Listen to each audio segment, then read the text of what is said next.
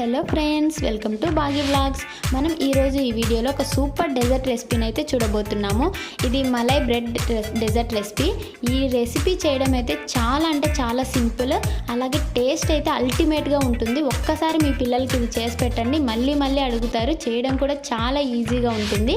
ఇక మనం లేట్ చేయకుండా అయితే ఈ వీడియోలోకి వెళ్ళిపోదాము. మనం దీనికోసం ఫస్ట్ స్టవ్ వెలిగించుకొని ఒక 1/2 లీటర్ పాలైతే తీసుకుంటున్నాను. తర్వాత ఈ 1/2 లీటర్ పాలల్లో నుంచి ఒక 3 స్పూన్స్ పైన అయితే మనం పాలను పక్కకు తీసుకోవాలి. తర్వాత ఇందులో 2 స్పూన్స్ పైన కస్టర్డ్ పౌడర్ను ఇలా ఉండలు లేకుండా కలుపుకొని పెట్టుకోవాలి.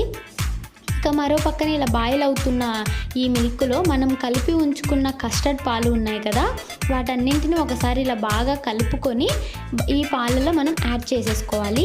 తర్వాత ఈ పాలన్నింటిని కూడా మనం బాగా కలుపుకోవాలి. ఇలా బాగా కలుపుకున్న తర్వాత మనం ఇందులోనే ఒక 1/2 కప్పు అయితే షుగర్ యాడ్ చేసుకోవాలి.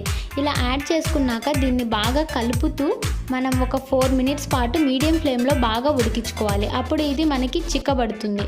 ఇలా బాగా ఉడికించుకున్నాక ఇలా 4 మినిట్స్ పాటు ఉడికించుకుంటే చిక్కగా అయిన తర్వాత ఇందులో మనం ఒక 1/2 స్పూన్ యాలకుల పొడి యాడ్ చేసుకోవాలి.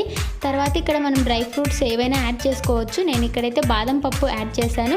మీరు జీడిపప్పు, పిస్తా ఏవైనా యాడ్ చేసుకోవచ్చు. ఇలా యాడ్ చేసుకున్న తర్వాత ఫ్లేమ్ ఆఫ్ చేసేసుకోవాలి. ఇక ఆఫ్ చేసేసుకొని ఇందులో నుంచి ఒక 2 స్పూన్స్ మైని మనం పాలను సపరేట్ తీసుకోవాలి. ఇందులో మనం ఒక స్పూన్ మైని షుగర్ యాడ్ చేసి ఈ షుగర్ అంతా బాగా కరిగిపోయే వరకు ఇలా బాగా కరిగించుకోవాలి.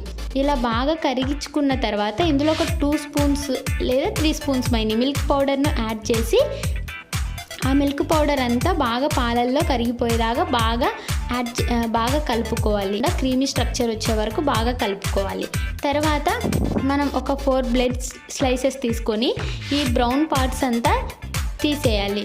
ఇక్కడ నేను 4 బ్రెడ్స్ అయితే తీసుకున్నాను. మీరు ఈ క్వాంటిటీకి 8 బ్రెడ్స్ వరకు అయితే తీసుకోవచ్చు అనమాట.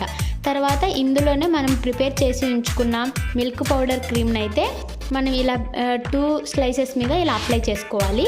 ఇలా అప్లై చేసుకొని 2 స్లైసెస్ మీద చేసుకుంటే సరిపోతుంది. ఇంకో 2 స్లైసెస్ని మనము ఇవి కవర్ చేయడానికి యూజ్ చేసుకోవచ్చు. ఇలా 2 స్లైసెస్ అప్లై చేసిన తర్వాత ఇలా 2 స్లైసెస్తో పైన కవర్ చేసి వీటిని పీసెస్గా కట్ చేసుకుంటున్నాను. ఇలా ఒక బ్రెడ్ను నేను 4 పీసెస్గా కట్ చేసుకున్నాను. మీరు 2 అయినా చేసుకోవచ్చు.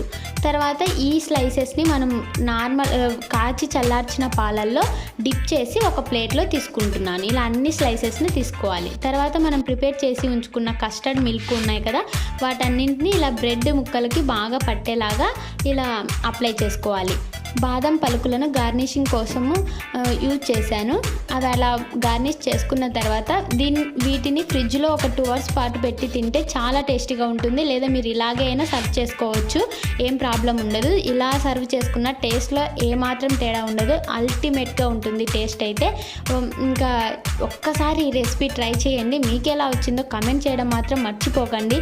ఇంకా ప్లీజ్ మీ సపోర్ట్ నాకు అందించండి. ఈ వీడియో కనుక మీకు నచ్చినట్లయితే లైక్ చేసి షేర్ చేయండి. సబ్స్క్రైబ్ చేసుకోవడం మాత్రం మర్చిపోకండి. Thank you for watching Bagi vlogs YouTube channel.